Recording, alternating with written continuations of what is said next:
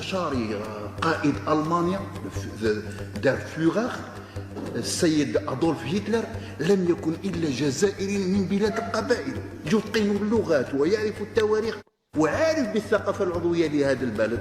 وقلت لهم هو جد الهاشمي شريف رئيس حزب التحدي السابق.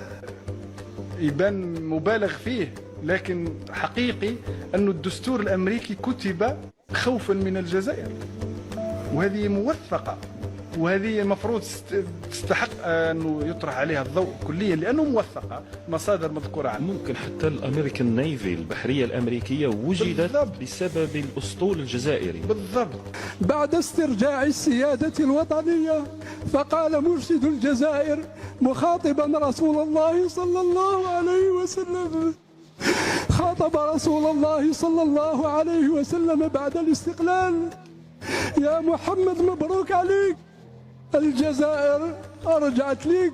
كان لي الحظ أن أتذكر اللحظات الأولى من ازديادي وهي تستطلعني الآن وأنا في الفراش أرى النافذة وأرى السحاب وأنا نائم في الفراش في الساعات الأولى من حياتي.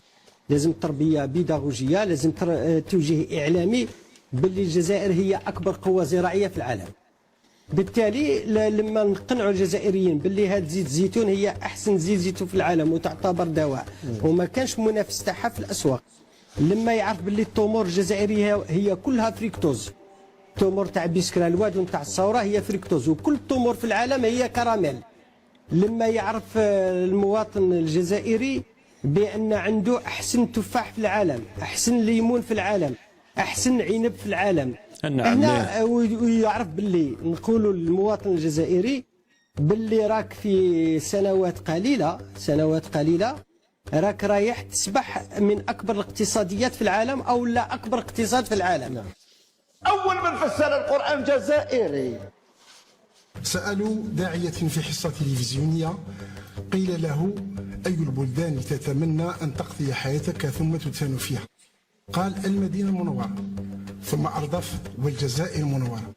قطعه المذيع، قالوا: المدينة المنورة نعرفها، الجزائر المنورة. قالوا: ألا تعلم أن بقطرة كل دم شهيد هناك نور يصعد من الأرض إلى السماء؟ أنت رئيس حكومة الجزائر المنورة. أعطيت لك أرقام قبيل، قلت لك استقطبنا أكثر من 300 مليون و300 ألف سائح. 32 مليون هكتار من هذه الأراضي تاع 40 مليون من الأجود في العالم موجودة عندنا. أي دولة تتجرأ للجزائر يكون في علمهم أن الارتداد راح يلحق من أبيجون إلى لندن. الأرقام التي نستخدمها الآن هذا 1 2 3 يعني اسمه 1 2 3 هذا اللي نسميوه يعني نعتبرها هذه الأرقام أيضا تم اختراعها في بجاية. أول ما تم اختراعها في بجاية، هذا مهم جدا. من علم الفرنسيين الرياضيات؟ من علم؟ نحن الذين علمناهم الرياضيات. كانوا يعرفون يحسبون الفرنسيين، كانوا يعرفون الفيزياء أو الكيمياء. طرحت لهم اسما ثانيا أو إشكالية ثانية، قلت لهم إن دولة البرازيل اسمها مشتق من قبيلة توجد في ولاية مسيلة. جاتني سفيرة لا سويس وقالت لي بلادكم خير من بلادنا. جاتني سفيرة سويسرا من ناحية الطبيعة، من ناحية كل شيء، من ناحية حتى السكنات الاجتماعية اللي تمنحها الدولة للمواطن بصفة مجانية بشهادة شاهد من أهلها. خير من سويسرا. كيف خير من سويسرا؟ لأن عندهم توجيمو. ولاد فايت سويسرا ما عندهم. ولاد فايت أحسن من سويسرا. أحسن من سويسرا، تشيكواس تهضر على سويسرا، لأنها عندها حيوط. الحيوط هذوك مصبوغين مليح، راح نلحقوا لهم. هذا هو صمام الأمان الوحيد اللي بقي للمسلمين بعد الله عز وجل في الجزائر. التاريخ يعيد نفسه. الجزائر عندها جذور تاريخية تمتد لأكثر من 3000 قرن. أولا لابد أن يعلم الناس أن هذا الجزائر وقت إسلامي، وقت إسلامي.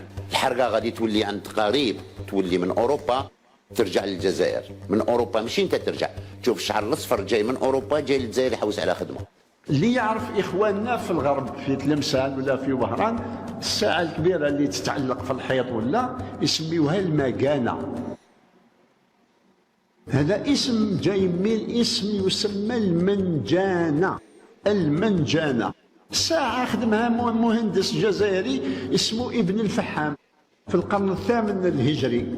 وانتم تاريخكم يرجع إلى سنة 96 هجرية.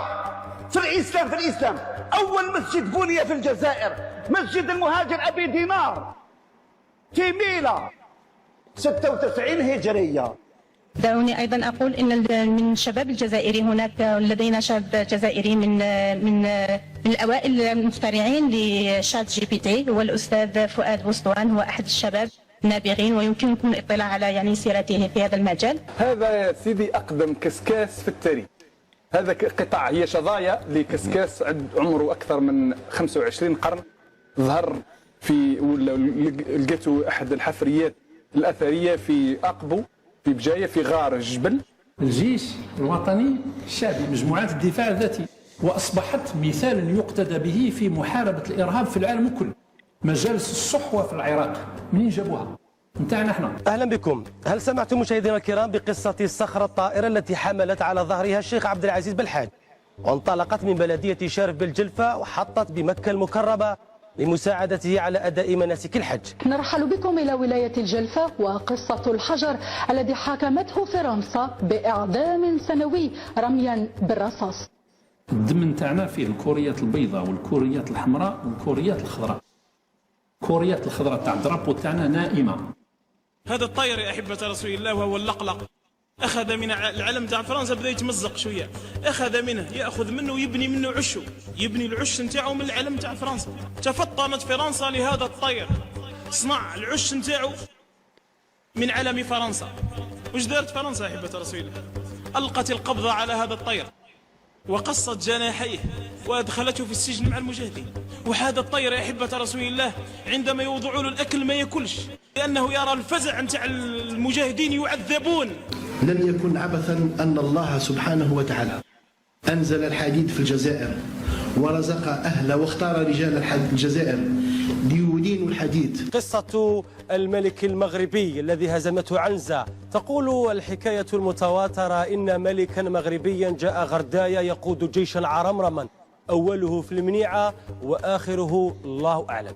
المهم حاصر هذا الملك المغربي قصر المنيعة العتيق بغردايا الذي كانت تتزعمه مباركة بنت الخس. تواصل الحصار عدة أسابيع طمعا في استسلام أهل توريت، فالجيش المحتل لم يكن يستطيع الاقتراب ولا التراجع أكثر لأن القصر كان محصنا طبيعيا. فكرت مباركة بنت الخس داهية قومها وأميرتهم وأومأت للفجر ثم استرسلت: هل بوسع العنزة أن تنهي الحصار؟ هذه الأرض فيها 300 صحابي مدفون ما يعرفوش الجزائريين. هذه الأرض فيها نبي من أنبياء الله مدفون، سيدي يوشع، غزوات إلى يومنا هذا الناس ما تعرفش. أهل الجزائر كلهم هم من أهل الجنة، لأن الشهيد يشفع في 70 رجل من أهله، والجزائر بها 1.5 مليون شهيد في ثورة التحرير. إذا كل واحد منهم يشفع في 70 هذه أكثر من 100 مليون. دونك كاينه غير هنا في الجزائر على هذه كاين دراسات راهم يقوموا بها باحثون يقولوا باللي يعني أهل الكهف كانوا في المنطقة تاع شمال إفريقيا بالضبط في الجزائر. حتى نذكر أنه أول رئيس حكومة أو رئيس كان في سوريا هو كان من أصل جزائري. أنا أقول بأن الإنسان الأول لو بروميي أوم نشأ في هذا البلد لما دخلت مغارة إيجنجاوين ورأت تلك الألوان الخالدة الثابتة التي لم تتحول منذ 12,000 سنة. أول اللي دار بلازما في العالم هو جزائري. هو جزائري. هو جزائري. بجاية واش سموها قبل؟ يقولك ما نعرفوش. حتى كثير من أهل بجاية نسألهم ونقول لهم ماذا كانت تسمى بجاية آنفا؟ ما نعرفش. أنا ما تعرفش، لازم تعرف. أجمع بجاية كانت تسموها مكة الصغرى. إذا إلى هنا نصل إلى نهاية الفيديو لنهار اليوم. أتمنى أنكم استمتعتم مع هذه التحفة الفكاهية للإخوة والأشقاء. أتمنى أنكم استمتعتم والفيديو كان خفيفا عليكم. إلى فيديو قادم بحول الله سبحانه وتعالى.